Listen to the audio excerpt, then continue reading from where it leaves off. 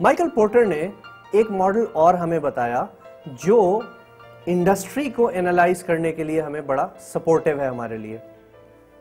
This model is known as Porter's 5 forces model. 5 forces क्या हैं?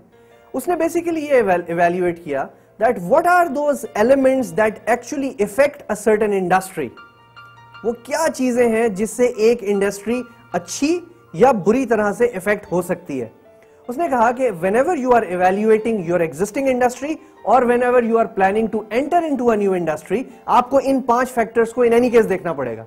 वो 5 फैक्टर्स क्या हैं जनाब? बड़ी आसान सी लिस्ट है। सबसे पहले उसने कहा कि आप ये देखें कि किसी पर्टिकुलर इंडस्ट्री का कोई सब्स्टिट्यूट का थ्रेट तो नहीं है। फॉर एग्जाम्पल, टाइपराइटर इंडस्ट्री एक हुआ करती थी, उसको सब्स्टिट्यूट कर दिया किसी ने, फॉर एग्जाम्पल। और कैसी बहुत सारी ऐसी प्रोडक्ट्स हैं जो आज से कुछ साल पहले तक हमारे इस्तेमाल में थी, लेकिन किसी नई प्रोडक्ट ने आके उसको रिप्लेस कर दिया। कोई एग्जांपल्स आप सोच सकते हैं? जैसे आज से 10, 15, 20 साल पहले रोज रमजान में सुबह उठने के लिए हमारे पास एक क्लॉक यूज होती थी, अलार्म क्लॉक। कितने घरों में रह गई वो? It's replaced by your cell phone, right?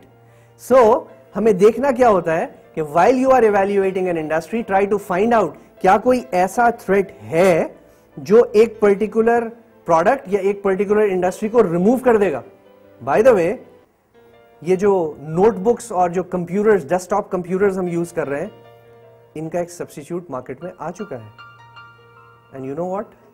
These are your cell phones. आपके android based cell phones future में रिप्लेसमेंट है आपके डेस्कटॉप्स और आपके लैपटॉप्स का।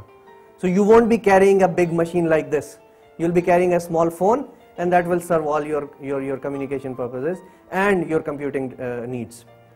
Second part, जो second force जो माइकल पोर्टर ने आइडेंटिफाई की, उसने कहा कि आपको ये भी देखना होगा कि किसी इंडस्ट्री में बैरियर्स टू एंट्री कितने हैं, यानी जिस इंडस्ट्री में आप जा रहे हैं, जिसमें आप मौजूद हैं, इसमें नए प्लेयर्स की एंट्री का चांस कितना है। पाकिस्तान में इस वक्त 5 सेलफोन कंपनीज एक्टिव हैं, राइट? अगर मोबिलिंक, यूफोन, वारिद ये सब मिलके इवैल्यूएट करें कि क्या इस इंडस्ट्री में किसी नए एंट्रेंट का चांस है, तो इसमें हम कहेंगे कि एक बैरियर मौजूद है। बैरियर क्या है कि you can not start a cell phone company in Pakistan without getting a licence from the government of Pakistan, and that licence is costly, and not only costly but it is a control. You know, if the government does not allow you to enter into cell phone industry, you cannot enter. Similarly, there are other industries too, जहां पे किसी ना किसी किस्म का कोई barrier मौजूद है. Please remember, जहां बैरियर मौजूद है वो इंडस्ट्रीज थोड़ी सी प्रोटेक्टेड है. क्यों? क्योंकि उसमें नया राइवल आने का चांस थोड़ा सा कम है. You will be playing with your existing competitors, but नया राइवल उसमें जरा मुश्किल से आएगा. आप कहेंगे पाकिस्तान में जोंग कैसे आ गया? फिर Jong actually came through Paktel. उन्होंने पाकटेल का लाइसेंस यूज किया और पाकटेल को रिप्लेस कर दिया. So it was not a new player, it was an existing player replace, taken over by another company. So दूसरी फोर्स जो माइकल पोर्टर ने बताई वो था threat of new entrant. While evaluating an industry, एक तीसरी फोर्स भी है और वो है राइवलरी. किसी इंडस्ट्री में कंपटीशन कितना है. बाय द वे, कंपटीशन का होना एक अच्छी बात है, लेकिन जहां कंपटीशन ज्यादा हो जाए वहां आप समझते हैं वहां आपको अपने मार्जिन स्क्वीज करने पड़ते हैं. Then there is a possibility of a price war, then there is a possibility of a fight for market share, and ऐसी इंडस्ट्री में थोड़ा सा ऑपरेट करना मुश्किल होता है. Specially if you are entering in a new industry and there is already a lot of competition, then there will be some serious trouble coming ahead. So Michael Porter ने कहा कि पहली चीज आप देखें, is there a substitute for this industry. दूसरी चीज उसने कहा कि what are the chances of a new entrant in the industry. और तीसरी चीज उसने बताई कि जनाब एग्जिस्टिंग फर्म्स जो उस इंडस्ट्री में मौजूद है उनमें how much competition is there. क्या बहुत फियर्स कंपटीशन है या मुनासिब सा नॉर्मल सा कंपटीशन है जिसमें कोई नया दाखिल हो सकता है. ये तो हो गया 3 फैक्टर्स. इसके साथ उसने कहा that there are certain industries जहां पे suppliers are very important and suppliers are very powerful. For example, you talk about the CNG industry. आप आज एक CNG स्टेशन खोल लीजिए, आपका एक ही सप्लायर है, There is no alternate available. The day SUI Northern Gas or SUI Southern Gas will decide not to give you gas, you just can't operate. So you are depending on one sole supplier and you don't have an alternative. ऐसी industries थोड़ी सी नहीं, काफी risky होती हैं. क्यों risky होती हैं? Because supplier ने अगर कहा कि हमारे पास गैस ही नहीं है तो आपका बिजनेस बंद हो जाता है. दूसरा part, there are certain other industries जहां पे there are a few major suppliers of a certain product. For example, if you are operating in Pakistan and you are related to steel, then your major supplier is Pakistan Steel. There are certain kind of products that only Pakistan Steel can make. So whether you like it or not, you have to buy from that supplier. And if they want to change prices, which they usually do very regularly, then your prices are actually affected.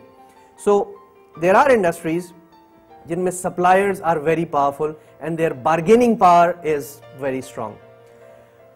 पांचवा factor porter ने कहा कि वो है customer power. You know, how much a customer can really, push you or how much they can really influence you. ये क्या है जनाब? इसकी भी बात कर लेते हैं. Let's say Siemens पाकिस्तान में ये जो PMT लगे होते हैं, आपके घर के पास मोहल्ले में भी लगा होगा, अक्सर उसमें धमाके चमाके हो जाते हैं. ये PMT बनाने का मेजर इंस्टीट्यूशन या ऑर्गेनाइजेशन इस वक्त Siemens है. Siemens ये PMTs मुझे और आपको नहीं बेच सकता.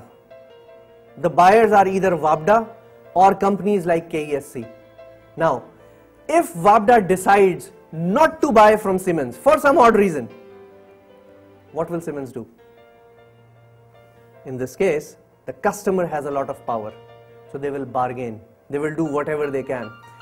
एक और एग्जाम्पल लेते हैं. हमने कहा आप कोई इंफ्रास्ट्रक्चर, आप कोई ऐसा सॉफ्टवेयर डेवलप किया हुआ है आपने, which can be sold to these telecom operators. Now, since there are only 5-6 telecom operators in Pakistan, major telecom operators, तो आपकी कस्टमर है कितने total? 5. And they know that they are there and they have a particular strength, so their bargaining power will be very stronger compared to a situation जैसे हमने कहा Surf Excel का. अगर मैं कस्टमर हूं, मेरे घर में सर्फ एक्सेल आता हो अगर, और मैं कहूं नहीं जी मैं सर्फ एक्सेल से नाराज हूं, मैं तो एरियल खरीदूंगा, तो सर्फ एक्सेल को पता भी नहीं चलेगा. Why? Because उसकी टोटल सेल का कितना प्रोपोर्शन होगा जो मैं खरीद रहा हूँ, वेरी टाइनी, उनको पता भी नहीं चलेगा. However, अगर Siemens की 80% सेल जो है वो वापडा को होती है and वापडा decides not to buy, they are in hot waters, right? So Porter's diamond में, Porter's 5 forces मॉडल में हमने बेसिकली 5 फैक्टर्स देखे.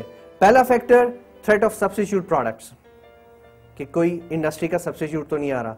Second was the barrier to entry या थ्रेट ऑफ न्यू एंट्रेंट्स. तीसरा फैक्टर हमने देखा that how much rivalry is there in the existing firms. उसके बाद हमने बात की कि जिस इंडस्ट्री में भी आप जा रहे हैं वहां पे सप्लायर की पावर कितनी है अगर है तो, और परचेजिंग जो कस्टमर है उसकी पावर्स कितनी है. जब आप इन पांचों फैक्टर्स को एनालाइज कर लेते हैं तो आप you are in a position to see whether a particular industry is suitable especially for an entry purpose or not. तो whenever you find a situation जहां आपको कोई इंडस्ट्री या मल्टीपल इंडस्ट्री के बीच में चूज करना हो कि क्या मैं, फॉर एग्जांपल, क्या मुझे सीएनजी इंडस्ट्री में इन्वेस्ट करना है, या मुझे फूड इंडस्ट्री में इन्वेस्ट करना है, या मुझे मे बी एजुकेशन सेक्टर में इन्वेस्ट करना है, तो you can compare these 3 industries on the basis of these 5 factors and you will come to a conclusion very conveniently.